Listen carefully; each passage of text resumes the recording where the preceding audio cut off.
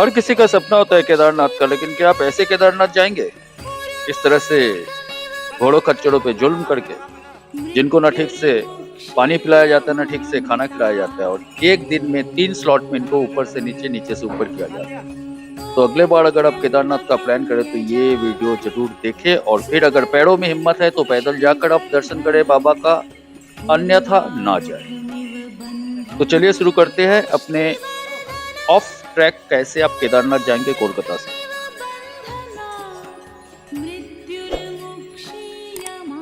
हालांकि वीडियो मैं यहीं से शुरू किया हूं तो यहीं से मैं आपको इन्फॉर्मेशन दे रहा हूं। अगर आप केदारनाथ का प्लानिंग कर रहे हैं तो कोलकाता से अगर आप जाते हैं तो आपको 3 ऑप्शन ही मिलते हैं ट्रेनों में। एक है कुंभा एक्सप्रेस, दूसरा है आपका उपासना और तीसरा है आपका दून एक्सप्रेस।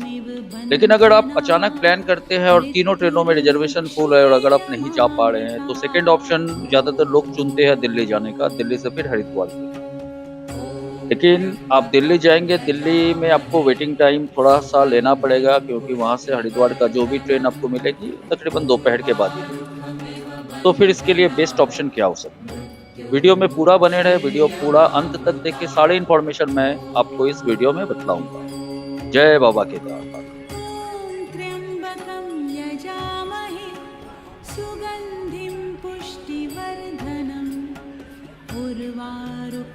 तो देखिए एक दूसरा ऑप्शन है, कोलकाता से एक ट्रेन जाती है अमृतसर के लिए, दुर्गियाना एक्सप्रेस। ये ट्रेन तकरीबन 12:10 पे कोलकाता स्टेशन से छूटती है अमृतसर के लिए। ये ट्रेन एक सुपरफास्ट ट्रेन है और काफ़ी हाई स्पीड से ट्रेन चलती है। और इस ट्रेन में आपको टिकट करना है कहाँ के लिए? अम्बाला के लिए। लेकिन आपको अम्बाला उतरना नहीं है, आपको उतरना है सहारनपुर। सहारनपुर का टिकट मैं इसलिए मना कर रहा हूँ क्योंकि सहारनपुर का अगर आप कोई भी क्लास में अगर टिकट करते हैं तो आपको नॉर्मली वेटिंग ही मिलेगा। लेकिन अगर आप अम्बाला कैंट का टिकट करते हैं तो आपको अम्बाला कैंट का कंफर्म टिकट मिलेगा और आप उतर जाइए सहारनपुर। इसके बाद सहारनपुर से कैसे आप हरिद्वार जाएं, वीडियो में बने रहे। नए हैं तो चैनल को सब्सक्राइब करें, अपने दोस्तों के साथ वीडियो को शेयर करें। और एक बार मैं फिर से बोलना चाहूँगा, अगर पैरों में हिम्मत है तो पैदल जाए बाबा का दर्शन करने। घोड़े खच्चरों को तकलीफ दे के बाबा के पास दर्शन करने से बाबा आपके दर्शनों से खुश नहीं होंगे। तो इस बात का ध्यान खास करके रखें।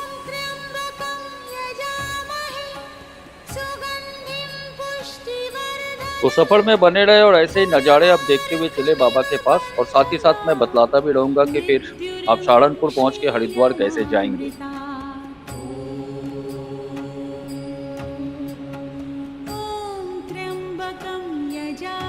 अगर आप घोड़े खच्चर से आते हैं तो घोड़े खच्चर आपको तकरीबन बेस कैंप के पास ही उतारेगा, जो कि बेस कैंप से केदारनाथ मंदिर तकरीबन आपका 1.5 किलोमीटर है और वहां आपको पैदल ही जाना पड़ेगा। हालांकि केदारनाथ का एल्टीट्यूड जो है तकरीबन 11,600 फीट के आसपास का है, तो आपको इस बात का ध्यान रखना है कि आपको वहाँ पे ब्रीदिंग प्रॉब्लम जरूर होगा और 100% होगा, इसका मैं दावे के साथ मैं इसको कह सकता हूँ। तो अपने साथ में कपूर ले जाना ना भूले। कपूर लेकिन आपको वहाँ बहुत मदद दे सकती है।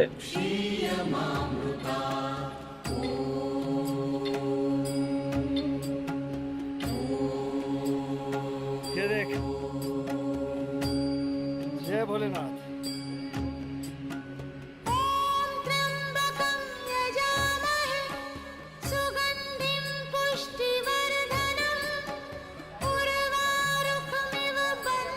तो सहारनपुर से एक ट्रेन चलती है, आपका लोकल ट्रेन है, लेकिन लोकल कहने के लिए ही लोकल है, काफ़ी फास्ट चलती है। वो ट्रेन आपको 1:20 पे सहारनपुर से आपको मिलेगी और तकरीबन 5:30-6 बजे के आसपास आपको वो हरिद्वार उतारेगी। ये ट्रेन इतना ज़्यादा समय इसलिए लेता है क्योंकि लश्कर स्टेशन पे इसका इंजन चेंज किया जाता है। हालांकि ये ट्रेन सहारनपुर से आ रहा है तो इसको फिर लश्कर स्टेशन से रिवर्स जाना पड़ता है पीछे की तरफ।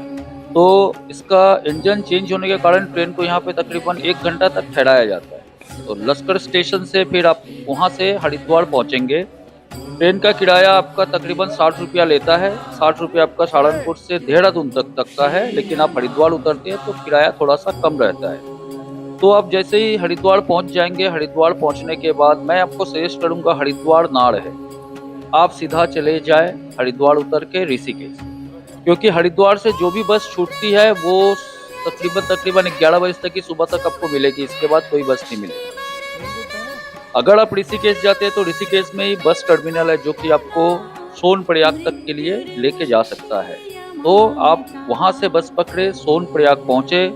सोनप्रयाग से जितना जल्दी हो आप रात को सोनप्रयाग स्टे करें और सुबह जितना जल्दी हो उठे, गौरीकुंड के लिए आपको वहां से शटल कार मिलेगी जो तकरीबन 50 रुपये आपसे लेगी और सीधा आपको पहुंचा देगी गौरीकुंड।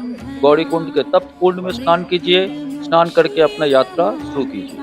यात्रा काफी स्टीप है, इसलिए जल्दीबाजी ना करें। और अगर आप ऐसा सोचते हैं कि 2 घंटे या 3 घंटे में बाबा के पास पहुंच जाएंगे पैदल, तो ये आपके लिए रिस्की हो सकता है क्योंकि रास्ता काफी स्टीप है। जिन लोग माता रानी वैष्णो रानी के वहाँ दर्शन करने गए हैं, वहाँ पे प्रॉपर ट्रैकिंग बनाया हुआ है, आप प्रॉपर तरीके से वहाँ पे जा सकते हैं। लेकिन केदारनाथ में ऐसा कोई प्रॉपर ट्रैक नहीं है जिससे आप आसानी से केदारनाथ पहुँच सकते हैं। तो आप मान के चलिए तकरीबन आपको 8 घंटा से लेके 12 घंटा तक का सफर लगने वाला है और आपको इस 12 घंटा के अंदर ही बाबा के वहाँ पे पहुँचना है। अब वहाँ पहुँचने के बाद आप क्या करें?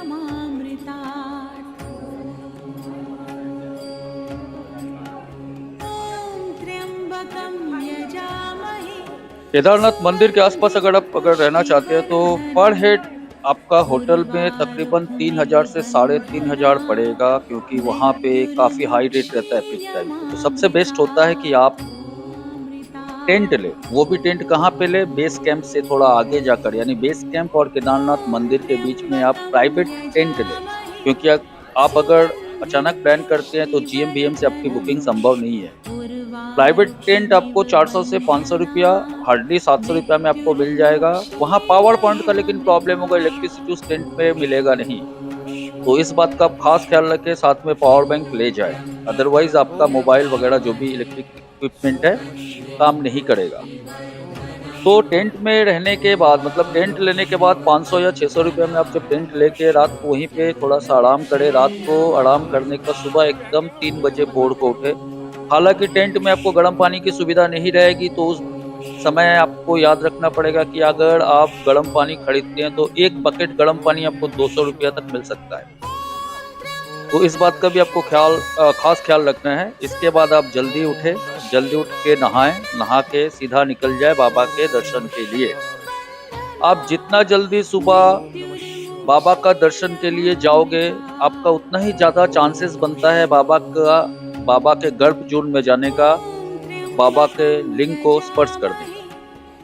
तो ये तकरीबन 3 बजे से 4 बजे के बीच में अगर आप मंदिर पहुंचते हैं तो आपके लिए काफ़ी चांसेस रहते हैं कि आप बाबा के गर्भ जून में जा सकते हैं, गर्भगृह में जा सकते हैं और साक्षात बाबा को छू सकते हैं। लेकिन वही जैसे जैसे समय बीतेगा, यानी तकरीबन 7, 8 या 9 बजे के आसपास, तो वहाँ पे क्या होगा, लाइन काफ़ी लंबा होना लाजमी है और लाइन लंबी हो भी जाती है। तो ये चीज़ तो रहा आपका कोलकाता से केदारनाथ कैसे जाए ऑफ ट्रैक करके, ये मैंने आपको बतलाया। नेक्स्ट वीडियो में मैं आपको बतलाऊंगा कि किस तरह से आप वहाँ से नीचे आए और कैसे आप गौरीकुंड जल्दी पहुँचे। तो अगले वीडियो देखने के लिए आप चैनल पे बने रहें। चैनल पे अगर नए हैं तो हमारे मेहनत को थोड़ा सा सराहें, इसे लाइक करें, सब्सक्राइब करें और दोस्तों के साथ शेयर करें। तो मिलते हैं अगले वीडियो में। जय केदार, जय भोलेनाथ।